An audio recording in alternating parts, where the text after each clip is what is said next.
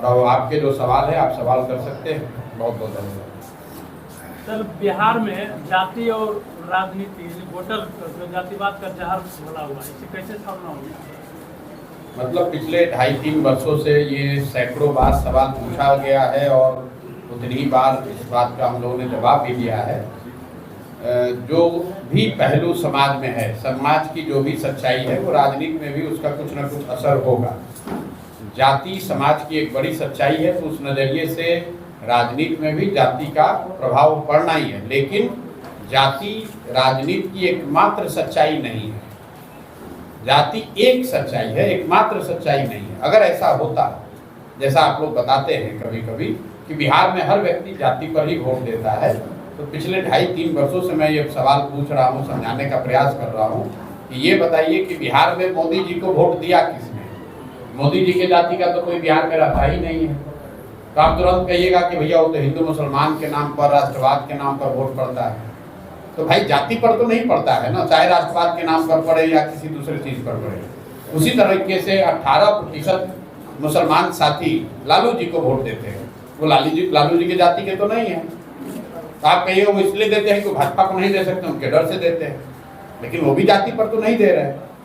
कुछ समाज के का एक बड़ा वर्ग या एक वर्ग है जो जाति पर वोट देता है, इसलिए जाति की महत्ता है, लेकिन इतना नहीं है कि सब कुछ जाति पर ही होता है। दूसरी बात ये समझिए कि ऐसा नहीं है कि बिहार अकेले में जाति है।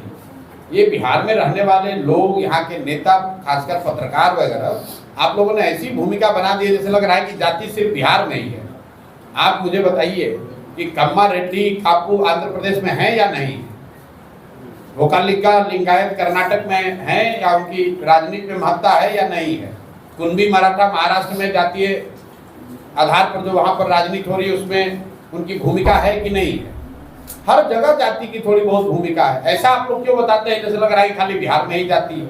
और ऐसा करके आप बिहार का बहुत बड़ा नुकसान कर रहे हैं। आप लोग मतलब पूरे देश में एक छवि बन गई, भाई बिहार इसलिए पिछड़ा है कि सब चीज जाति पर होता है। अरे भाई गुजरात में जाति पर नहीं हो रहा है ये बात। जितना जाति की महत्ता बिहार में है उतनी ही जाति की महत्ता आंध्र प्रदेश, तमिलनाडु, गुजरात, महाराष्ट्र में भी है। लेकिन वहां पर भी सिर्फ जाति पर निर्णय नहीं होता है, बिहार में भी जाति पर ही सिर्फ निर्णय नहीं होगा। सर 20 को पदयात्रा सर चलते चलते दल में बदल गई है और लोगों के मन में जानने की इच्छा हो रही कि अभी तक कोई चेहरा सामने नहीं आया है, तो किसका चेहरा नहीं सामने? कैसे पार्टी में जो लोग भाई 1 करोड़ लोगों ने मिलकर 2 अक्टूबर को दल बनाया। राजनीतिक संगठन के तौर पर सक्रियता और कितना ताकतवर हम लोग का संगठन है इस पर बहस हो सकती है, लेकिन सिर्फ संगठन के विस्तार और उसके स्वरूप को अगर आप देखेंगे तो बिहार में आज जन सुराज से बड़ा राजनीतिक संगठन किसी दल का नहीं है। 243 विधानसभा क्षेत्रों में 550 से ज्यादा प्रखंड, 150 से ज्यादा शहरी निकाय, 8,500 पंचायतों में कोई ना कोई जन सुराज के संगठन से जरूर जुड़ा हुआ है। आप कहीं भी क्षेत्र में चले जाइए, कहीं पर अगर कोई बैठक हो रही है छोटी बड़ी, तो उसमें ज्यादातर संभावना है कि जन सुराज का ही कुछ हो रहा होगा। यहाँ राजद के, जदयू के कितने संगठन की बैठक होती है? तो राजनीतिक संगठन के तौर पर ऑलरेडी जन सुराज यहाँ का सबसे बड़ा संगठन है, राजनीतिक संगठन है। अब जब चुनाव होगा तो आपको दिखेगा वोट के तौर पर भी, वोट शेयर के तौर पर भी और सीट के तौर पर भी जन सुराज आपको राज्य का सबसे बड़ा दल बनकर दिखेगा। विधानसभा चुनाव में जनस्वराज पार्टी एकला चलो नीति पे चलेगा कि किसी गठबंधन से गठबंधन करेगा? मुझे लगता है कि कभी कभी सवाल आप लोग पूछते हैं तो ये नहीं देखते हैं कि उस सवाल पर पीछे क्या जवाब दिया गया। नहीं, पिछले 1-1.5 साल से सवाल ये है, जैसे अन्य दल गठबंधन करते तो क्या आपकी पार्टी विधानसभा चुनाव में गठबंधन करेगी? इतना तो हिंदी हमको समझ में आ रहा है कि आप पूछ रहे हैं सवाल, लेकिन ये 1.5-2 बरस से पार्टी ने, पार्टी के फॉर्मेशन से पहले, फॉर्मेशन के दिन, उसके बाद होने वाली सारी प्रेस वार्ताओं में, सारे जनसंवाद में हर जगह कहा है कि किसी भी तरह का कोई गठबंधन किसी हालात में नहीं होगा। 243 मतलब 243, 242 नहीं होगा, न चुनाव से पहले न चुनाव के बाद। चर्चा लोजपा आर से गठबंधन, आर.के. मिश्रा जी को पार्टी तो हर जगह को नहीं ले जा रहे हैं, लेकिन आपकी पार्टी में है ना आर.के. मिश्रा जी, हर जगह नहीं जा रहे हैं। आर.के. मिश्रा को ले अब भागलपुर में तो स्वाभाविक है, वो अपना काम कर रहे हैं। हर व्यक्ति हर जगह तो नहीं जा सकता है। दल में की कोर कमेटी जो है वो 151 लोगों की है, तो 151 लोग हर जगह तो नहीं जाएंगे। जहां मैं हूं वहां आर.के. मिश्रा नहीं है, वहां पर मनोज भारती नहीं है, मनोज भारती जी कहीं और हैं, आर.के. मिश्रा कहीं और है, प्रशांत किशोर कहीं और है, आनंद कहीं और होंगे, अरविंद सिंह कहीं और होंगे, रामबली चंद्रवंशी कहीं और होंगे। दल के सारे लोग एक ही जगह तो नहीं जाएंगे हर जगह। चर्चा जोरों पर है।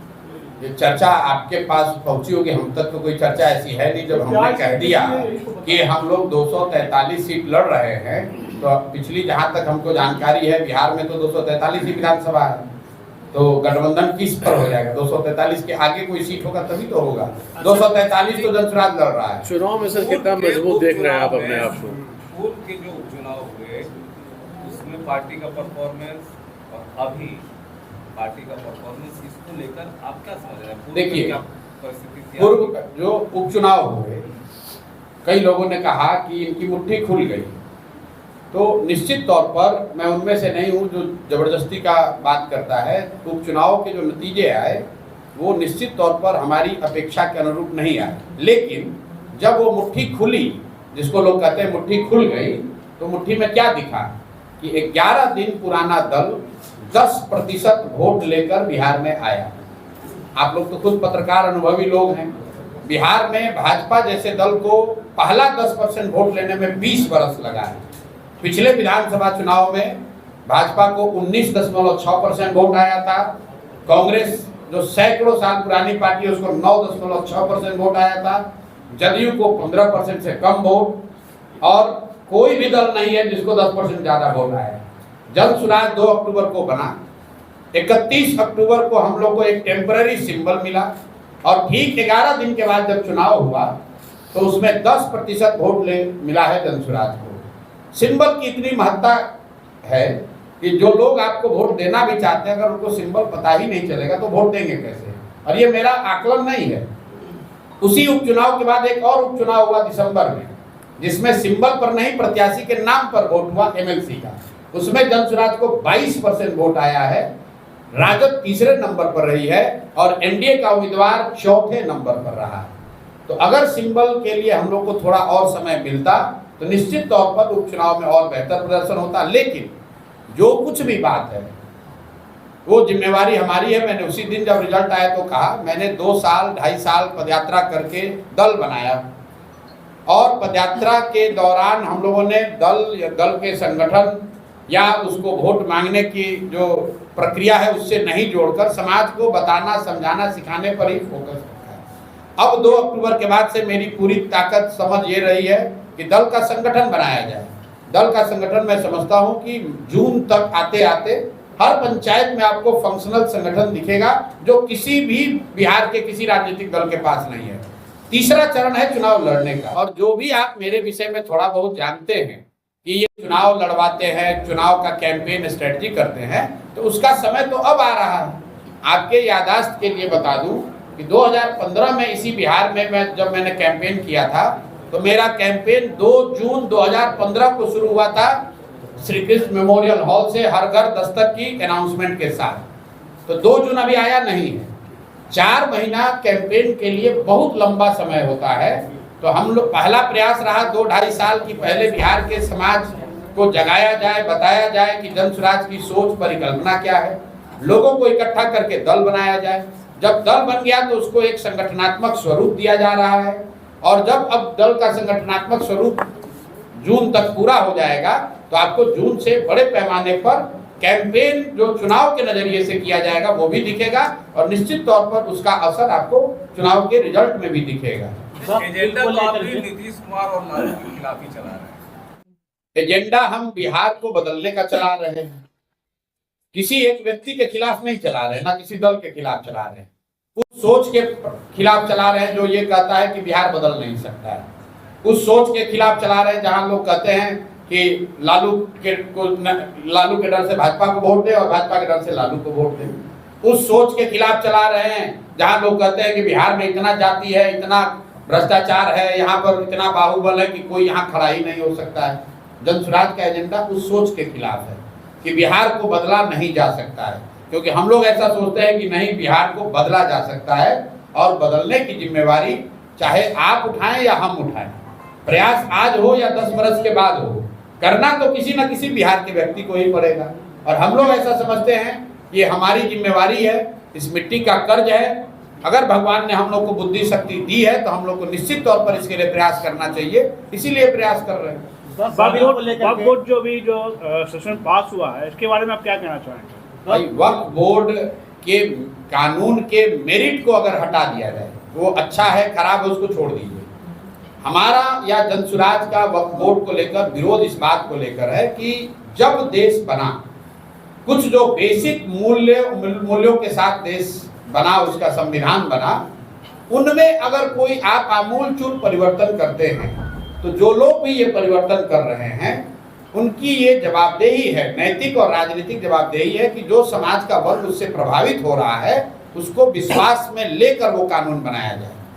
वक्फ का कानून जो बना है, मुझे नहीं लगता है कि भाजपा वाले उस वक्फ में ट्रांसपेरेंसी लाने के लिए या उस कोई फंक्शनिंग को बेहतर करने के लिए लेकर आए हैं। विशुद्ध तौर पर हिंदू मुस्लिम की राजनीति करने का इनका एजेंडा है।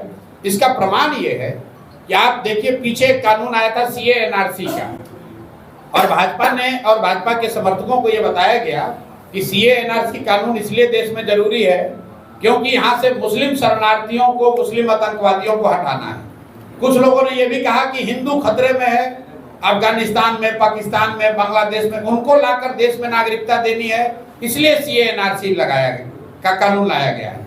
अब मैं आपके माध्यम से भाजपा के अपने साथियों से, उनके समर्थकों से पूछना चाहता हूं कि भाई, सीए एनआरसी देश में लागू है, बता दो कि पिछले 2 साल में कितने हिंदुओं को तुमने अफगानिस्तान, पाकिस्तान, बांग्लादेश से लाकर उनको नागरिकता दी है, या ये बता दो कि कितने मुस्लिम आतंकवादियों को तुमने उस कानून के तहत देश से हटा दिया है। अब वो कानून भूल गए। मेरे भाई, सीए एनआरसी इसलिए लाए थे कि बंगाल में 1-1.5 करोड़ वोट पोलराइज करके लिया जा सके। तो इनका एजेंडा है हर साल 1.5 साल में कोई ना कोई एक ऐसा मुद्दा लाओ जिससे समाज में हिंदू मुस्लिम वाली बात चलती रहे। इनका अगर एजेंडा ये होता कि वक्फ में ट्रांसपेरेंसी आए, उसमें जो गलती हुई है उसको सुधार किया जाए। किसी ने मुझे कहा कि वक्फ के कानून से अगर भूमिहीनों को जमीन मिलेगी, आपको क्या दिक्कत है? हमने कहा भाई, तुम कानून पढ़ के दिखा दो। अगर कानून में लिखा हुआ है कि वक्फ की कोई ऐसी जमीन जो गलती से वक्फ के पास है उसको लेकर भूमिहीनों में बांटा जाएगा, कहाँ कानून में लिखा गया है? भाई, इनका उससे कोई लेना देना नहीं है। इन्होंने बस खाली हिंदू मुसलमान करना है, जैसे सीए एनआरसी पर किया, जैसे ट्रिपल तलाक पर किया, जैसे कॉमन सिविल कोड पे कर रहे हैं। इससे कोई लेना देना नहीं। इस भाजपा की सरकार में एक ही दिक्कत है, हम भी मोदी जी के साथ बहुत दिन काम किए हैं, ये गोल पोस्ट बदलते रहते हैं। अभी कल एक रिपोर्ट पढ़ रहा था कि आरबीआई ने सर्कुलर जारी किया है कि 500 के काउंटरफिट नोट बहुत बड़ी संख्या में बढ़ गए। आपको याद होगा जब डीमोनेटाइजेशन किया गया तो कहा गया कि काउंटरफिट नोट खत्म हो जाएगा, आतंकवाद खत्म हो जाएगा। अब कोई सवाल ना उनसे पूछ रहा है ना वो जवाब देते हैं। आप लोग फिर अब नया चीज लेकर आ गए, अब नया चीज बात करेंगे। पहले कहा भाई 5 ट्रिलियन की इकोनॉमी हो जाएगी, अब कोई नहीं पूछ रहा है कि 2014 में कहा कि सारे लोगों को घर मिल जाएगा, फिर 22 में आके कह रहे हैं कि 5 ट्रिलियन की इकोनॉमी हो जाएगी। अब 25 आते आते कह दिया कि हम तीसरे बड़े इकोनॉमी हो जाएंगे। भाई, जो पहले कहा था उस पर भी तो जवाब दे दो। कल मोदी जी आ रहे हैं और मैं अच्छा किया कि आपने सवाल उठा दिया।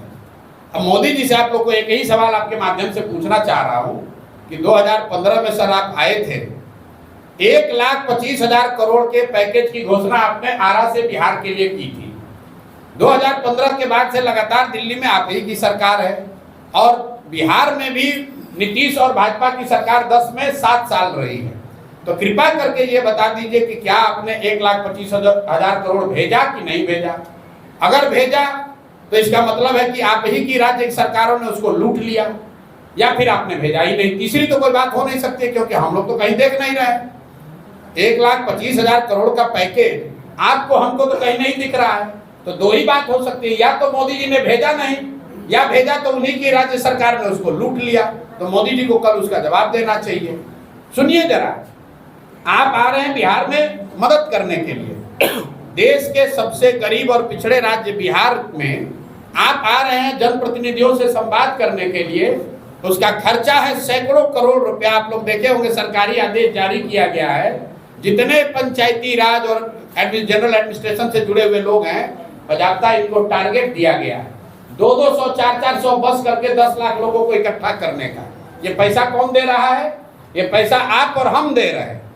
मोदी जी बिहार के लिए कुछ करे न करे, 10 20 25 50 करोड़ रुपया हम लोग का लेकर सभा जरूर कर लेंगे और कोई सवाल पूछने वाला नहीं है। ये सरकारी खर्चे पर बिहार की गरीब जनता के पैसे से प्रचार कर रहे हो भैया। अरे भाई, भाजपा के अकाउंट में 3-4 हजार करोड़ रुपया पड़ा हुआ है। अगर सभा ही करना है तो भाजपा से बिल भरिए, बिहार की जनता से उसका पैसा काहे वसूल रहे हैं? जरा पूछिए तो पर यहाँ भागलपुर के डीएम से सीडीपीओ से कि लोग कितना बस लेकर जा रहा है मधुबनी कब? आप लोगों ने पूछा है? बजाता सरकारी आदेश जारी हुआ, सरकारी आदेश जारी हुआ है, सबको टारगेट फिक्स किया गया है कि कितने लोगों को लेकर बस लेकर पहुंचना है। कोई सवाल नहीं पूछ रहा है। चलिए, मोदी जी को तो आप नहीं पूछ सकते, प्रधानमंत्री हो, मिलेंगे नहीं। कम से कम जो भाजपा का यहाँ लोकल लीडर है, जो एडमिनिस्ट्रेशन है, उससे तो पूछिए, आरटीआई तो लगाइए कि भाई कितना पैसा बिहार सरकार का खर्च हो रहा है इस पर। नीतीश कुमार जो अभी संवाद करने की स्थिति में नहीं है, उन्होंने शुरू किया महिला संवाद, उसका खर्चा टेंडर है 250 करोड़ रुपया। बताइए, जाते जाते गरीब बिहार जनता का 250 करोड़ रुपया लेकर महिला संवाद शुरू किए हैं। मतलब किसी आज एक कॉन्ट्रैक्टर को 250 करोड़ रुपया दे दिया गया कि गाड़ी और वीडियो चलाओ, और ऐसे व्यक्ति का चलाओ जो व्यक्ति खुद संवाद नहीं कर सकता है। उसका जब फ्लैग ऑफ किए तो उसमें एक शब्द बोले नहीं, क्योंकि उनकी मानसिक शारीरिक स्थिति नहीं है कि भाषण दे पाए। प्रशांत जी, एक बात बताइए, जो कश्मीर में जो घटना हुई इसको कैसे देखते हैं? बिल्कुल इसकी निंदा करते हैं, दुखद है। और पहले हम लोगों ने ऑलरेडी जनसुराज से कहा है, इस तरह की घटनाएं निंदनीय है। निहत्थे टूरिस्ट पर आकर गोली चलाना, उनकी हत्या करना, ये जघन्य अपराध है। और ये दिखाता है कि आतंकियों के और आतंक के जो जड़ें हैं वो राजनीतिक नारों के देने से नहीं खत्म होने वाला है। जो बताया जा रहा था कि सब कुछ अच्छा हो गया, जरूर पीछे कुछ सालों में सुधार दिखा था, क्योंकि कश्मीर में जिस तरह का टूरिज्म बढ़ा है या कुछ इस तरह की घटना सुनने को नहीं आ रही थी, तो देश में एक भरोसा धीरे धीरे बनता जा रहा था कि लगता है कि आतंकवाद पर कुछ हद तक काबू पा लिया गया है। लेकिन कल जो घटना हुई है वो दिखा रहा है कि आतंक और आतंकवादियों की जो जड़ें हैं वो इतने कमजोर अभी नहीं है। बहुत लंबे संघर्ष की, शायद ऑल टाइम संघर्ष की जरूरत है। तो बिल्कुल इसकी हम लोग निंदा करते हैं, इसकी भर्त्सना करते हैं। जिन शब्दों में इसकी निंदा की जाए वो कब है? मुर्शिदाबाद पे चुप्पी क्यों है सर? किसकी चुप्पी? किसकी चुप्पी? मेरी चुप्पी? मेरे भाई ऐसा है, आपने तो कोई पूछा नहीं सवाल कि हमने जवाब नहीं दिया। और हम बिहार में हैं तो केरल में भी कोई घटना हो रही है, तमिलनाडु आंध्र प्रदेश में भी घटना हो रही है, तो आप क्या कहते हैं कि हम पीरपैंती में आकर मुर्शिदाबाद की चर्चा करें, जूनागढ़ की चर्चा करें, केरल की चर्चा करें कि पीरपैंती की चर्चा करें? आप अगर सवाल पूछेंगे तो प्रशांत किशोर हर सवाल का जवाब दे ही रहे हैं, रोज मिल रहे हैं, मीडिया से मुखातिब हो रहे हैं। 2025 में मुर्शिदाबाद की घटना बिल्कुल गलत है। हिंदू हो, मुसलमान हो, सिख हो, अगड़ा हो, पिछड़ा हो, कोई भी हो, उसकी भर्त्सना होनी है, उसकी शिकायत, उसकी निंदा होनी है। इसमें कहीं कोई इफ बट किंतु परंतु नहीं है। पूरा कहलगांव विधानसभा जो है वो फ्लाई एक्ट से परेशान है। 10 से 15 हजार बच्चे रोज कहलगांव से आसपास के इलाके से स्कूल में आते हैं और सांसद और विधायक वहां के पूरे मौन है और जनता धूल फांक के मर रही है। तो इस पर आप क्या कहना चाहेंगे? इस पर डबल इंजन की सरकार पिछले 10 वर्षों से चुप क्यों है? और बच्चे जो आम ग्रामीण है, जो शहरी लोग हैं, वो पूरी तरीके से बेदम हो रहे हैं। इस पर सवाल कोई क्यों नहीं उठा रहा है? बच्चे और लोग परेशान हैं, लेकिन आप भी भागलपुर में ही रहते हैं, यहीं के पत्रकार हैं। यहाँ के लोग उसी नेता को बार बार फिर जिताएंगे तो स्वाभाविक तौर पर उनको परेशानी होगी। मैं पूरे बिहार घुमा हूँ और जब लोग ये बताते हैं, पूछते अच्छा विधायक जी कितना बार से जीत रहे हैं, तो कहता है 3 बार से। सांसद महोदय कितना बार से जीत रहे हैं, तो भैया 4 बार से। तो मेरे भाई, अगर आप समस्या से परेशान हैं तो उसी नेता को वोट क्यों दे रहे हैं? 2014 में मोदी जी मोतिहारी में एक भाषण दिए, उस भाषण को लिखने वालों में भी हम लोग रहे होंगे। चीनी मिल के कंपाउंड से मोदी जी ने कहा कि जो ये बंद चीनी मिल है, इस चीनी मिल से बनी हुई चीनी का चाय पीऊंगा तभी बिहार में वोट मांगने आऊंगा। अब 14 के बाद मोदी जी लगातार 11 साल हो गए, कितनी बार आए वोट मांगने। चीनी मिल तो चालू नहीं हुई, उसका 1-1 इंच जमीन बिक गया। जो लोगों ने जमीन को खरीदा लूटा वो ज्यादातर लोग भाजपा के नेता है।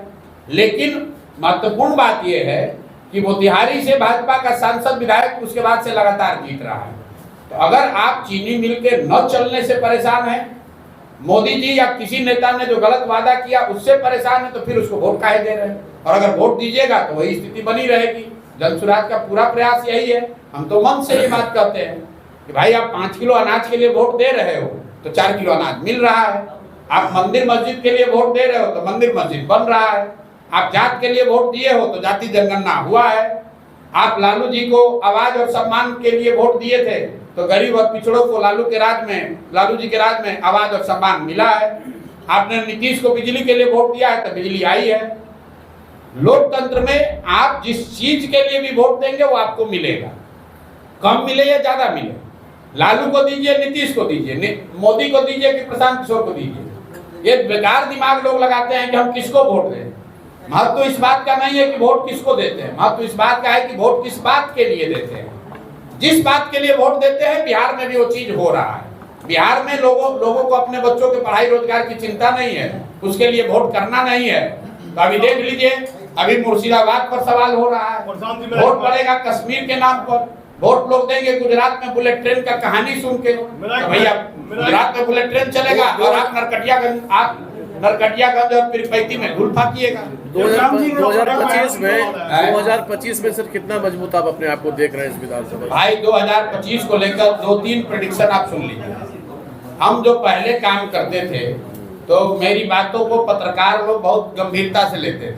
अब चूंकि हम खुद राजनीति में हैं, एक तरीके से स्टेक होल्डर है, तो आप लोग भी कहते हैं ये कैसे होगा। जब प्रशांत किशोर ने कहा कि बंगाल में भाजपा को 100 सीट नहीं आएगा तो नहीं आया। जब आंध्र में कहा कि जगन मोहन रेड्डी बुरी तरह हार जाएंगे तो उनको 11 को सीट आया। बिहार में मैं जो अभी कहूंगा आप कहेंगे आप तो जनसुराज के नेता इसलिए कह रहे हैं, लेकिन जो मेरी अपनी प्रोफेशनल समझ है, नवंबर में बिहार में नया चीफ मिनिस्टर बन जाएगा। नीतीश कुमार अब बिहार में चीफ मिनिस्टर नहीं बन पाएंगे किसी भी हालत में। इसकी गारंटी क्या होता है, लिख के दे देते हैं। दूसरी बात बिहार में 60% से ज्यादा आबादी बदलाव चाहती है। वो चाहे राजद का सपोर्टर हो, किसी जाति का हो, किसी धर्म का हो, भाजपा का सपोर्टर है, नीतीश का सपोर्टर है, 60% से ज्यादा लोग आंकड़े बता रहे हैं वो बदलाव चाहते हैं। वो लालू नीतीश के इस राज से थक गए। इसका मतलब ये नहीं है कि 60% लोग जनसुराज को चाहते हैं, उस पर विवाद हो सकता है, उस पर अभी जनता को निर्णय लेना है। लेकिन 60% से ज्यादा लोग बिहार में बदलाव चाहते हैं। अब आप कहिएगा कब निर्णय लेंगे, तो डेटा और साइंस ये बताता है कि 25% वोटर, याद रखिए इस बात को, करीब 25% वोटर चुनाव के 3 दिन पहले 72 घंटे में निर्णय लेता है। तो आपके हमारे लिए जरूरी है जानना कि बिहार में बहुतायत संख्या में 60% से ज्यादा लोग बदलाव चाहते हैं। अब बदलाव के वाहक के तौर पर जिस पर भी उनका विश्वास बनेगा, जो भी सबसे ईमानदार और सशक्त विकल्प जनता को दिखेगा वो जीत कर आएगा। आपके एजेंडे में सबसे मजबूत आधार क्या है जो जनता आपको चुनेगी सर? भाई हमारे एजेंडे में सबसे मजबूत आधार ये है कि बिहार में जाति, धर्म, नाली गली 5 किलो अनाज से ऊपर उठकर शिक्षा और रोजगार की राजनीति होनी चाहिए। बिहार की जो सबसे बड़ी समस्या पलायन है उसकी बात होनी चाहिए। और आप देख रहे हैं कि पहली बार राजद और जदयू जैसे दल भी पलायन की बात कर रहे हैं।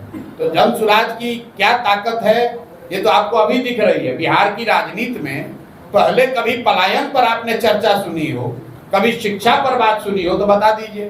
पहली बार लोग शिक्षा और पलायन की बात कर रहे हैं, रोजगार की बात कर रहे हैं। ये जनसुराज की ताकत नहीं है, ये लोकतंत्र में विकल्प होने की ताकत है। जिस दिन लोगों के पास विकल्प मिल जाएगा तो जो दल अभी पहले से बने हैं उनको भी जनता के मुद्दों पर जवाब देना पड़ेगा।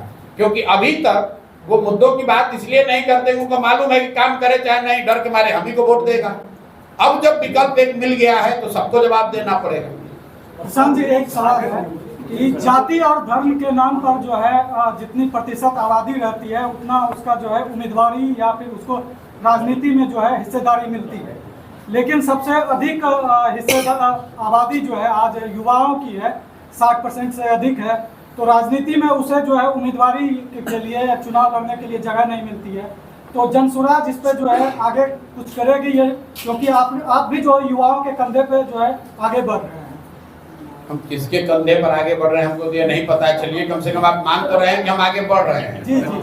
हमारे विरोधी तो ये कह रहे हैं कि हम लोग आगे बढ़िए नहीं रहे। नहीं, युवाओं के अब आप बताइए, पहले तो लोग कहा जब हम चलना शुरू किए, अरे बिहार में चलने से क्या होगा, ये कितना दिन चलेंगे। जब चल लिए 2-2.5 साल, दल बन गया, 1 करोड़ लोगों ने मिलकर दल बना लिया। दल बनाने से क्या होगा। जब दल बनाकर आगे बढ़ के संगठन खड़ा कर लिए, कदर संगठन खड़ा करने से क्या होगा। जब 10% वोट आ गया तो कह रहा है 10% वोट से क्या होगा। मेरे भाई, अगर हम लोग की नियत में, हम लोग के प्रयास में ईमानदारी है तो परिणाम मिलेगा ही मिलेगा। बात प्रशांत किशोर की नहीं है, बात जनसुराज की नहीं है। बिहार की जनता त्रस्त है, 30-35 साल से उसके सामने विकल्प नहीं है। अब एक विकल्प जो भी अगर सामने आ रहा है तो जनता उसको बहुत करीब से देखेगी, चर्चा करेगी। अब हम लोग की जिम्मेवारी है, अगर हम लोग के चरित्र में, हम लोग के व्यक्तित्व में, हमारे आचार विचार में वो प्रभाव होगा, वो सच्चाई होगी, वो ईमानदारी होगी तो जनता हम लोग को चुनेगी। अगर हम लोग में कुछ कमी रह जाएगी जनता नहीं चुनेगी। अब खत्म कीजिए हमारी ये इतनी बड़ी पार्टी है, सृजन घोटाले पर आपने सवाल क्यों नहीं किया? किस पर? कितने लोगों का खाता खुला भागलपुर में? किस पर? सृजन घोटाला सबसे बड़ा घोटाला। भाई अब देखिए, हमने तो भागलपुर दंगों की भी बात नहीं की। तो जब हम राजनीति में उस समय थे ही नहीं, सृजन घोटाला जब हुआ या जब उसकी चर्चा हुई, हम तो चारा घोटाला की भी बात नहीं करते हैं। सृजन घोटाला हम तो वही बात करेंगे ना, हम शराब माफिया की बात करते हैं, हम बालू माफिया की बात कर रहे हैं, हम भूमि सर्वे में राजस्व विभाग के द्वारा जो घर घर से उगाही हो रही है उसकी बात कर रहे हैं, हम नीतीश कुमार के शारीरिक और मानसिक हालात की बात कर रहे हैं, हम मोदी के पैकेज और पैकेज के न देने की बात कर रहे हैं। हमारे समय काल खंड में जो विषय होगा उसी की तो बात करेंगे। अब श्री कृष्ण बाबू के टाइम में बिहार का क्या मुद्दा था उस पर चर्चा हो सकती है, लेकिन वो राजनीतिक तौर पर उस पर रोज टीका टिप्पणी करने का पैसा। देखिए, मैं जो व्यक्ति राजनीति में नहीं है उन पर टीका टिप्पणी करना उचित नहीं समझता। लालू जी के परिवार से भी जो उनके सदस्य राजनीति में नहीं है, मैं उन पर टीका टिप्पणी नहीं करता हूँ। मैं जहाँ तक मैं जानता हूँ, नीतीश जी के लड़के अभी राजनीति में नहीं है, और जब वो राजनीति में आए तब उस समय टीका टिप्पणी की जाएगी। ये तो पत्रकारों का अपना स्पेकुलेशन है कि अब आ रहे हैं, कल आ रहे हैं, परसों जा रहे हैं। जहाँ तक मेरी जानकारी है वो राजनीति में अभी नहीं है। जब आ जाएंगे तो लोकतंत्र है, सबका स्वागत है, उस समय चर्चा होगी उस पर। लांडे विकल्प के तौर पर उन्होंने भी अपने दल का गठन नहीं जानते हैं हम ज्यादा उनके बारे में, शिवदीप लांडे सर नहीं जानते हैं साहब। इतने अफसर हैं, कितने लोगों को हम लोग जानते हैं। भागलपुर की कोई समस्या आप क्यों नहीं उठाते? भागलपुर से भागलपुर की किस समस्या, आप भागलपुर की कौन सी समस्या ऐसी है जो दूसरे जिलों की समस्या नहीं है? चुनाव में एक मिनट, आप कह रहे हैं भागलपुर की समस्या नहीं उठा रहे, क्या ध्वस्त शिक्षा व्यवस्था भागलपुर का विषय नहीं है? क्या यहाँ से गरीब लोगों के गरीब लोगों के पलायन का मुद्दा भागलपुर का मुद्दा नहीं है? क्या भूमि सर्वे में हो रहा जो भ्रष्टाचार है वो भागलपुर के लोगों का मुद्दा नहीं है? क्या घर घर बिक रही शराब और शराब माफिया भागलपुर का मुद्दा नहीं है? क्या बालू माफिया और बालू का अवैध कारोबार भागलपुर का मुद्दा नहीं है? क्या स्मार्ट घोटाला मुद्दा नहीं है? अरे भैया, हजारों खाता खुला है, अरे आप का पैसा चला गया है। चलिए, आप उम्मीदवार होंगे अपनी पार्टी से? मेरी पार्टी अगर तय करेगी कि मुझे उम्मीदवार बनना है तो मैंने पहले भी कहा है कि अगर पार्टी कहेगी तो उम्मीदवार होंगे। पार्टी जो तय करेगी वो करेंगे, जहाँ से तय कर देगी वहाँ से। इतनी दिक्कत